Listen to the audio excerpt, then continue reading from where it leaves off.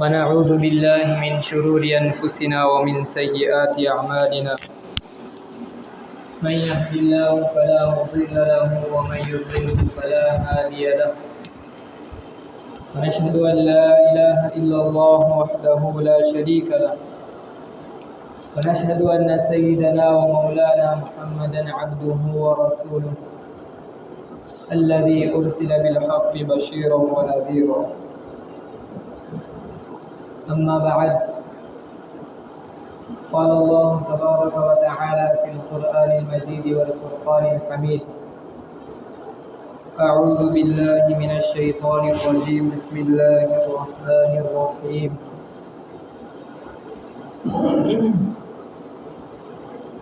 يا أيها الذين آمنوا اتقوا الله حق تقاته ولا تموتن إلا وأنتم مسلمون. وقال: كنتم خير أمة أخرجت للناس تأمرون بالمعروف وتنهون عن المنكر وتؤمنون بالله. وقال قائل: من لم يعرف نفسه لم يعرف ربه. سبحان ربك رب العزة عما يصفون وسلام على المرسلين والحمد لله رب العالمين. درود شریف پڑھ لیجیے. اللہم صلی علی سیدنا محمد وعلی آل سیدنا محمد وبارک وسلم. اللہم صلی علی سیدنا محمد وعلی آل سیدنا محمد وبارک وسلم. اللہم صلی علی سیدنا محمد وعلی آل سیدنا محمد وبارک وسلم. محترم بزرگوں، دوستوں، عزیز ساتھیوں، اللہ تبارک و تعالی نے جتنے دین، جتنے مذاہب آسمان سے دنیا پر نازل کیے ہیں، یعنی اپنے نبیوں کے ساتھ جو بھی شریعت بھیجی ہے، جو بھی دین بھیجا ہے، تو ان تمام شریعتوں کا خلاصہ، تمام دینوں کا خلاصہ صرف اور صرف دو چیزیں ہیں. ایک ہے معرفت نفس اور ایک ہے معرفت رب. معرفت نفس یعنی نفس کو پہچاننا، اپنے آپ کو پہچاننا، اور معرفت رب کہتے ہیں اپنے رب کو پہچاننا.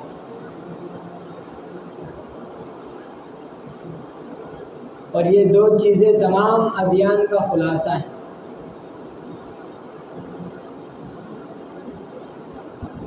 تو پہلا مرحلہ ہے معرفت نفس یعنی اپنے آپ کو پہچاننا کہ میں ایک انسان ہوں. اللہ تبارک و تعالی نے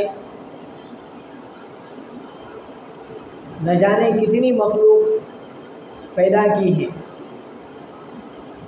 حیوان،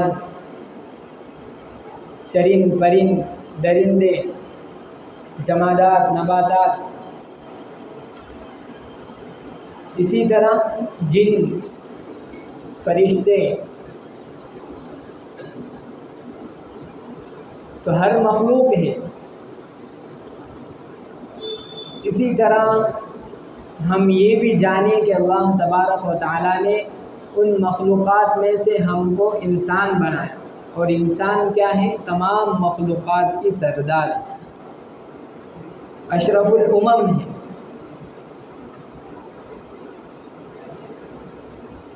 تو ہم پہلے اپنے آپ کو پہچانیں کہ میں ایک انسان ہوں. اور دوسرا مرحلہ یہ ہے کہ ہمیں اس بات کا احساس ہونا چاہیے کہ میں مسلمان ہوں. اسلام جیسے عظیم مذہب کو میں ماننے والا ہوں، اور اللہ کا مجھ پر کتنا کرم ہے کہ اللہ نے انسان تو بنایا ہی ساتھ سب سے افضل امت میں ہم کو پیدا فرمایا، مجھے پیدا فرمایا، اس کا بھی احساس ہونا چاہیے۔ اور جب یہ بات معلوم ہو گئی کہ میں مسلمان ہوں، مذہب اسلام کو ماننے والا ہوں، اس کی تعلیم پر عمل کرنے والا ہوں، تو اب اس سے یہ بات بھی معلوم ہو جاتی ہے کہ میں دوسرے مذہب کو ماننے والا نہیں ہوں۔ یعنی میں مسلمان ہوں تو اس کا مطلب یہ ہے کہ میں یہودی نہیں ہوں، نصرانی نہیں ہوں، غیر مسلموں میں سے نہیں ہوں۔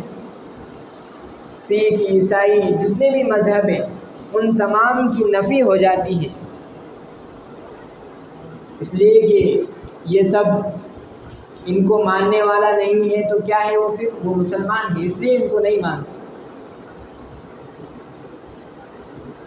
اب جب یہ بات معلوم ہو گئی تو یہ بھی معلوم ہونا چاہیے کہ جو مسلمان ہوتا ہے وہ صرف اور صرف اپنے مذہب کی تعلیم پر عمل کرتا، اس کا رہنا سہنا دوسرے لوگوں جیسا نہیں ہونا چاہیے۔ ایک مسلمان ہے، اس کا رہنا سہنا کسی یہودی نصرانی طرح نہیں ہونا چاہیے، بلکہ اسلام نے، مذہب نے جو اس کو سکھایا ہے اس کو اسی پر عمل کرنا چاہیے، اسی میں اس کی کامیابی۔ جب یہ بات معلوم ہو گئی کہ میں مسلمان ہوں تو آگے یہ بھی سمجھنا چاہیے کہ مسلمان کا مقصد کیا ہے، کیوں اللہ تبارک و تعالیٰ نے لوگوں کو مسلمان بنا کر پیدا کیا، اس امت میں کیوں لوگوں کو پیدا کیا، نبی کو کیوں بھیجا؟ اس کا جواب اللہ خود دے رہے ہیں، کنتم خیر امۃ اخرجت للناس، کہ تمہیں اس لیے بھیجا گیا ہے، تمہیں اس لیے نکالا گیا ہے، ہم خود آئے نہیں ہیں، یہ ہمارے لیے ایک اعزاز کی بات ہے۔ ہم خود اس پر غور کریں کہ اللہ نے کتنے انبیاء بھیجے، ان کے ساتھ کتنی امتیں بھیجی۔ اگر ایسا بھی ہو سکتا تھا کہ ہمارے جو نبی ہیں ان سے پہلی جو امتیں گزری ہیں ہم ان میں پیدا ہو جاتے، لیکن نہیں، بلکہ اعزاز اللہ نے یہ بخشا کہ کہا کہ اخرجت، کہ تم کو چھانٹ چھانٹ کر اس امت میں پیدا کیا گیا ہے، نکالا گیا ہے۔ یہ کتنی بڑی بات ہے کہ اللہ کو خود یہ پسند ہے کہ یہ ایسے پاکیزہ لوگ ہیں، ایسے نصیب والے لوگ ہیں کہ ان کو میں نے اپنے ہاتھوں سے منتخب کیا اور یہ ارادہ کیا کہ ایسے لوگوں کو آخری نبی کی امت میں پیدا کرو، کہ نبی سب نبیوں کے سردار اور امت سب امتیوں کی سردار۔ تو کیوں آئے؟ کہا کہ لوگوں کو نفع پہنچانے کے لیے تمہیں نکالا گیا ہے،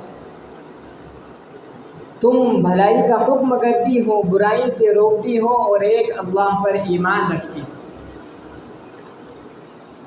اللہ نے قرآن کریم میں الگ الگ صفتیں اس امت کی بیان کی ہیں، وَمَا خَلَقْتُ الْجِنَّ وَالْإِنسَ إِلَّا لِيَعْبُدُونَ، ایک اور جگہ مقصد بتلایا کہ صرف اور صرف اللہ کی عبادت کے لیے تمہیں پیدا کیا گیا۔ اب جب ایک امتی کو، ایک مسلمان کو، ایک ایمان والے کو فائدہ پہنچانے والا بنا کر پیدا کیا گیا ہے، اس امت میں اس کا وجود ہے، تو اب آگے یہ سنیے کہ اس کا فائدہ کہاں تک ہے، کام کرنے کا دائرہ کہاں تک ہے، کیا اپنے گھر والوں تک ہے، یا خود اپنی ذات تک ہیں؟ کہا کہ نہیں، اخرجت للناس، انٹرنیشنل لیول پر اس آدمی کو، ایک معمولی سے امتی کو فائدہ پہنچانے والا بنا کر بھیجا گیا عالمی سطح پر۔ نہ اس کو فائدہ پہنچانا خود اپنی ذات تک ہے، نہ اپنے گھر والوں تک، نہ اپنے گاؤں والوں تک، نہیں، کہا کہ جتنے بھی لوگ دنیا میں بستے ہیں ہر ایک کو فائدہ پہنچانا یہ اس کی ذمہ داری ہے۔ مسلمان ایک آفاقی امتی بنا کر بھیجا گیا ہے۔ شاعر کہتا ہے کہ کافر کی یہ پہچان کہ وہ آفاق میں گم ہے، مومن کی یہ پہچان کہ گم اس میں ہے آفاق۔ اور اللہ تبارک و تعالیٰ نے جو صفت بیان کی ہے قرآن کریم میں امتی کی، کہ اس کی صفت یہ ہے کہ وہ فائدہ پہنچانے والا ہے، یہی صفت اللہ نے کیوں بیان کی قرآن کریم میں کہ وہ فائدہ دینے والا ہے؟ بہت خوبصورت بات اللہ نے دوسری جگہ قرآن ہی میں فرمایا، کیوں؟ اس لیے کہ جو چیز فائدہ دیتی ہے وہ مارکیٹ میں اپنی جگہ بناتی ہے، مارکیٹ میں اور دنیا میں اس کو لمبے دیر تک اس کی ایک جگہ ہوتی ہے، ایک مقام ہوتا ہے، کیوں؟ اس لیے کہ وہ فائدہ پہنچاتی ہے، اور یہ فطرت کا اصول ہے۔ ہم خود دیکھتے ہوں گے، مثال سے بات کو سمجھیے کہ ہمارے گھروں میں جو بھی چیز بیکار ہوتی ہے ہم کیا کرتے ہیں؟ اس کو گھر سے باہر پھینک دیتے ہیں، بھئی اس کو پھینکاؤ، یہ چیز کیا کر رہی ہے؟ دشواری پیدا کر رہی ہے گھر میں، یا اس کو بھنگار والے کو دے دو، اس کو کیا کرو، یہاں سے ہٹاؤ، بیکار چیز ہے، کوئی فائدہ اس سے ہم کو نہیں پہنچ رہا۔ اسی طرح قرآن نے سمندر کی مثال بیان کی ہے کہ سمندر کیا کرتا ہے کہ جو فائدے کی چیز ہوتی ہے سمندر اس کو اپنے اندر رکھتا ہے، اور جو بے فائدہ چیز ہوتی ہے، بیکار چیز ہوتی ہے، سمندر فوراً اس کو کیا کرتا ہے؟ سائڈ میں لگا دیتا ہے، کنارے پر۔ کوئی مچھلی مر جاتی ہے کہ ان سمندر کی جو مخلوقات ہیں اللہ تبارک و تعالیٰ ان سے سمندر کی صفائی کا کام لیتے ہیں، اور جہاں کوئی مر گیا تو سمندر کیا کرتا ہے؟ اب یہ بیکار چیز اس کو سائڈ میں ڈالے، کنارے پر چیز آ کر لگ جاتی ہے۔ تو اسی طرح یہ قدرت اور فطرت کا اصول ہے، اور یہی صفت اللہ نے بیان کی امتیوں کی کہ تم فائدہ دینے والی امت ہو، اگر تم کو کامیاب ہونا ہے تو تمہیں اس دنیا میں، اس دھرتی پر، اس زمین پر فائدہ پہنچانے والا بن کر رہنا ہوگا، تبھی تم کامیاب ہو سکتے ہو۔ اور جہاں کہیں تم نے یہ راستے کو چھوڑ دیا تو ایک ایسا وقت آئے گا کہ تم خود ہٹ جاؤ گے یا پھر تمہیں ہٹا دیا جائے گا،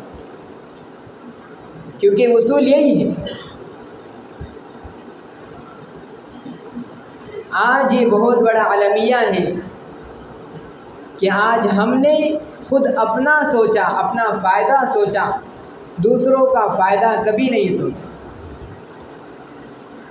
جو جس فیلڈ میں ہے اسی فیلڈ سے دوسروں کا فائدہ ہو سکتا ہے، لیکن ہم اس میں بھی دوسروں کا فائدہ نہیں سوچتے۔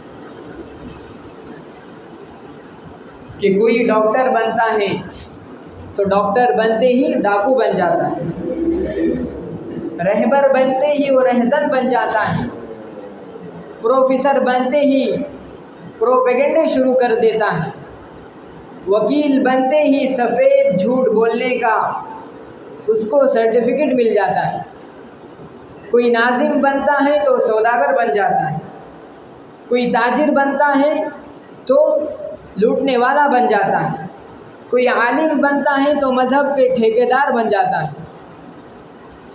کیوں؟ اس لیے کہ اس کا فائدہ، اس کا مقصد صرف اپنا فائدہ ہے، لوگوں کو فائدہ دینا نہیں۔ یہ المیہ ہے آج۔ اور اگر یہی وہ وجہ ہے کہ جس کو آج امت کے لوگوں نے چھوڑ دیا ہے کہ لوگوں کو فائدہ مت پہنچاؤ، مقصد سے دور ہو گئے، اور اس کا اثر اور نتیجہ یہ ہے کہ آج اللہ تبارک و تعالیٰ کی مقدس زمین پر کہیں بھی عدل و انصاف قائم نہیں ہے، کیونکہ فائدہ پہنچانے کی صلاحیت اللہ تبارک و تعالیٰ نے جو امت کے لوگوں میں رکھی تھی اس سے یہ امت دور ہو گئی، دستبردار ہو گئی، ہٹ گئی اپنے طریقے سے۔ تو اللہ نے کیا کیا؟ اس امت کی قیادت اور سیادت بھی ان لوگوں سے چھین لی، اور اللہ کی زمین پر فتنہ اور فساد برپا ہو رہا ہے۔ اور یہ بات بھی سنیے کہ قیادت اور سیادت اور لیڈرشپ بھی انہی لوگوں کے ہاتھوں میں آتی ہے جو لوگوں کو فائدہ دیتے ہیں۔ ہم ایک زمانے تک لوگوں کو فائدہ پہنچاتے رہے، کئی تاریخیں کتابیں بھری پڑی ہے کہ مسلمانوں کی تاریخ ایسی تھی، یہ سو سالوں تک، کئی سو سالوں تک مسلمانوں نے یہاں پر حکومت کی، فلاں ملک میں حکومت کی، لیکن آخر میں کیا ہوا کہ حقوق کو پامال کیا۔ اللہ تبارک و تعالیٰ نے جو صلاحیت دی تھی اس صلاحیت کو بھلا بیٹھے، اللہ نے ان سے قیادت چھین لی، اور کہیں بھی اب عدل و انصاف قائم نہیں، بلکہ ظلم اور فتنے برپا ہو رہے ہیں۔ تو اس سے پتہ یہ چلتا ہے کہ ایک ایمان والا، ایک مسلمان، ایک امتی، فائدہ اس کا مقصد یہ ہے، عظیم الشان اس کا کام یہ ہے کہ وہ اپنے آپ کو فائدہ دینے والا بنا کر رکھے۔ اور اسی لیے حدیث شریف میں جناب محمد رسول اللہ صلی اللہ علیہ وسلم نے حدیث بیان کی ہے کہ خیر الناس من ینفعهم للناس، کہ لوگوں میں سب سے بہتر کون ہے؟ لوگوں میں سب سے بہتر وہ ہیں جو لوگوں کو فائدہ دیں، وہ سب سے بہترین شخص ہے۔ تو فائدہ پہنچانا یہ ایک امت کی صفت ہے، اللہ ہم سب کو وہ صفت عطا کرے، آمین۔ ایک اور صفت آگے اللہ نے بیان کی کہ تأمرون بالمعروف وتنہون عن المنکر، کہ تم کیا کرتے ہو؟ لوگوں کو بھلائی کا حکم کرتے ہو، برائی سے روکتے ہو۔ برائی سے روکنے کا مطلب یہ ہے کہ انسان خود پہلے برائی سے دور رہے۔ آج ہم بارہا یہ سوچتے ہیں، ہاتھ پیر جوڑ کر، سر جوڑ کر بیٹھتے ہیں کہ کیا بات ہے لوگ اعمال پر جم نہیں رہے ہیں۔ اس کی ایک وجہ یہ بھی ہو سکتی ہے کہ ہماری دعوت میں جو وزن ہونا چاہیے، جو اثر اور رسوخ ہونا چاہیے، اس کو ہم آج اپنے ہاتھ سے کھو رہے ہیں۔ ہم دعوت دیتے ہیں، دعوت میں وزن نہیں ہے، اثر نہیں ہے، کیوں؟ اس لیے کہ خود اس پر عمل نہیں ہے، تو کہاں سے اثر پیدا ہوگا؟ زبان بولتی ہے، ایک کان سے لوگ سنتے ہیں، دوسرے کان سے نکال دیتے ہیں، لیکن جب خود اس پر محنت ہوں گی، خود برائی سے رکیں گے تو زبان نہیں بولیں گی بلکہ دل بولیں گے اور دل سنیں گے، تب کہیں جا کر یہ امت اعمال پر، ایمان پر جمے گی۔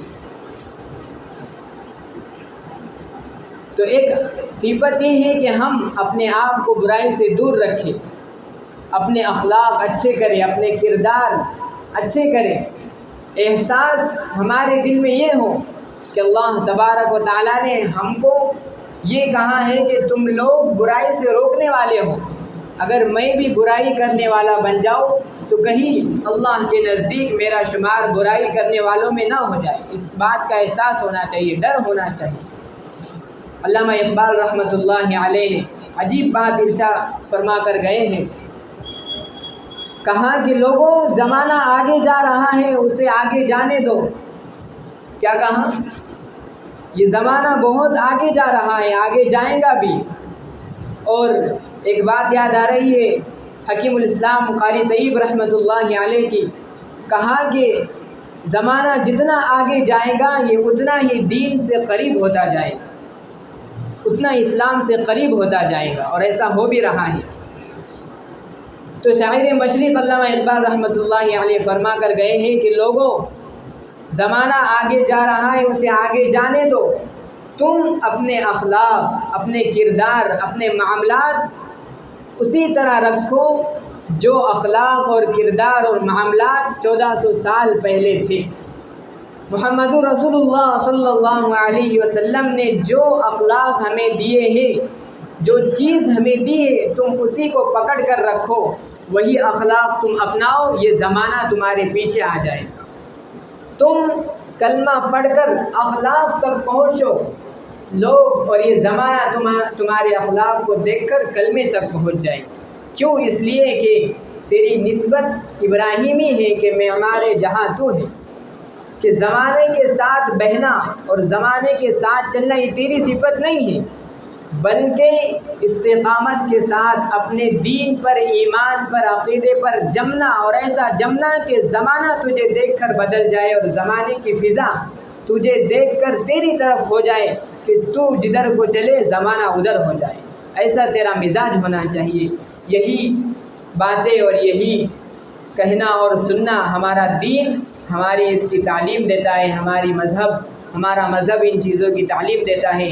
اللہ تبارک و تعالیٰ سے دعا ہے کہ اللہ تبارک و تعالیٰ ہم سب کو فائدہ پہنچانے والا بنائے، نیکیوں کا حکم کرنے والا بنائے اور برائی سے روکنے والا بنائے۔